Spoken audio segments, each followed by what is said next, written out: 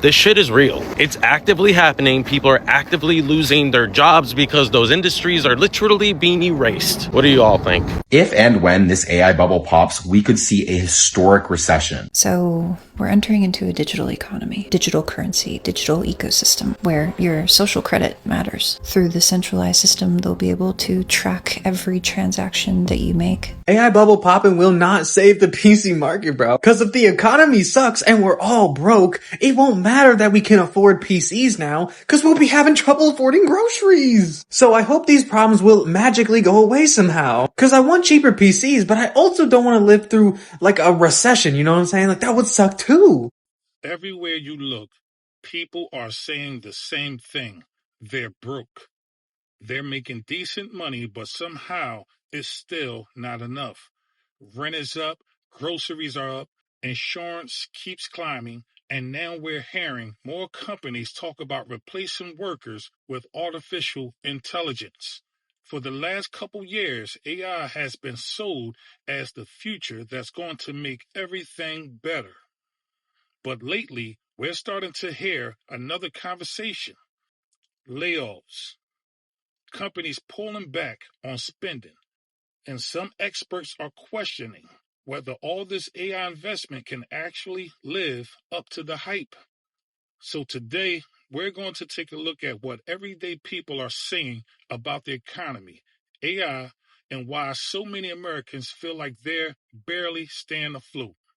And they're getting very close to there now. Obviously, they're going to try and crash the economy soon. All this stuff, they're trying to get all the resources and, you know, the data centers, you know, the big AI, which again is fear.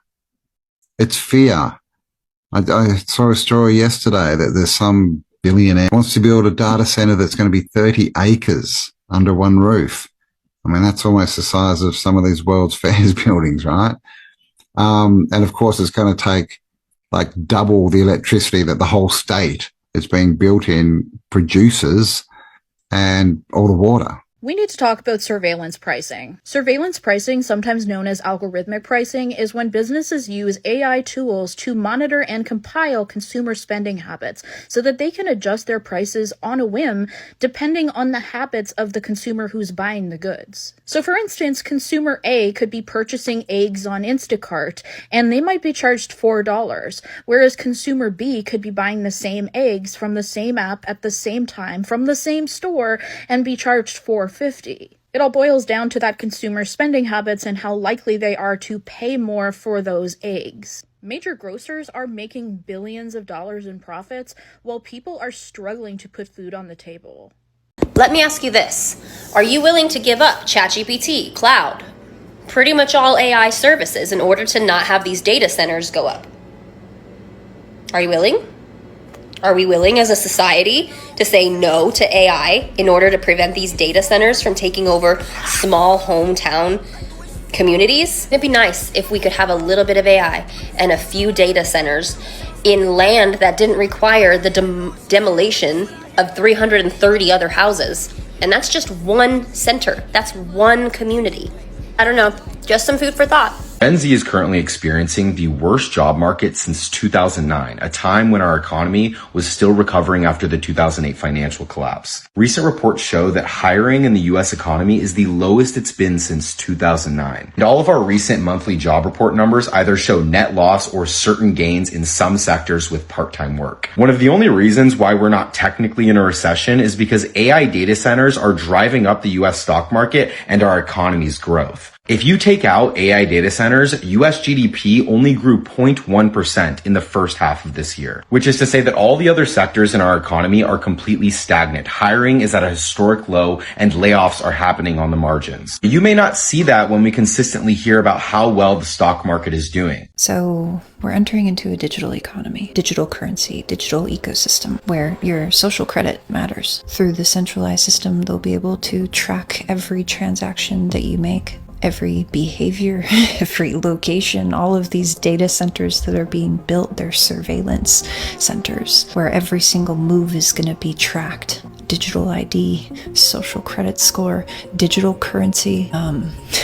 You'll notice when you're scrolling through TikTok, there's a gray bar that's underneath creators' videos, like James Charles.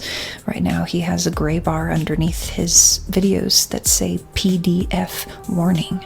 That is social credit. The system is already in place in China. It'll be like the way the government scores people based off their behavior and their reputation, whether they comply. Online cancel culture. You track financial and legal behavior, maintain blacklists for certain violations. You know what's interesting?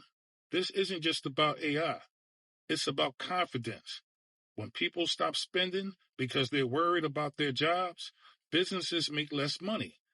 And when businesses make less money, they hire less. And when hiring slows down, even more people become cautious. Whether the AI industry keeps growing or cools off, the bigger issue is that millions of Americans already feel financially stretched. A lot of families don't need another crisis. They're still trying to recover from the last one. The US economy as it is right now will not exist in 2 years. AI and AGI will have replaced most people's jobs, including skilled trades. The founder of Anthropic said himself that if you aren't an active entrepreneur, finding new ways to solve money-making problems every single day, using agents to make money every single day, you will not be making money. And this collapse of the economy is just literally right around the corner. Everyone's already not getting paid and, well, we're distracted. How incredibly convenient. But this is both the scariest time and the most exciting time, perhaps in human history. Because AI and soon AGI will allow us to literally create anything we want, anything our imagination allows. You can already create full websites that used to cost us thousands of dollars back in the day, a year ago. It's just a prompt now. An entire design industry gone. We're going to see that again and again and again, including plumbers, waitresses, waiters, bartenders, cooks, line cooks, everybody. The amount of hatred that's built up in everybody nowadays is honestly concerning. Like, you can feel it in people's voices, in the way that they drive, in the way that they talk to cashiers, in the way that everybody just snaps over the smallest shit. And it's not because, people suddenly turn into bad human beings. It's because everyone is stretched way past their limits. And nobody has a safe place to put the pressure anymore. People are exhausted. People are broke. People are grieving things that they don't even talk about. And every day it feels like, one more thing gets added to that pile that was already way too high. We weren't built to live like this. Constant stress, constant noise, constant be productive, be grateful, be quiet, keep going. At some point, the human body fights back, and it just comes out as irritability. It comes out as anger. It comes out as shutting down on the people that you love because you don't have the energy to explain what's wrong anymore. Nobody knows exactly what the next year is going to look like. Maybe AI changes the economy for the better. Maybe the investment boom slows down.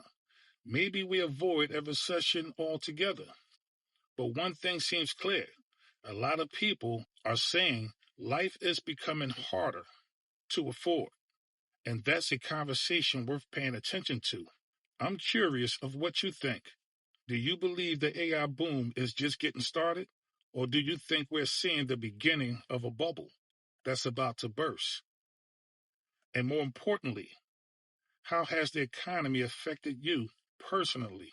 Let me know down in the comments. And if you enjoyed these conversations about the economy and the challenges that everyday Americans are facing, don't forget to like and subscribe. And I'll see you on the next one. Till next time, peace.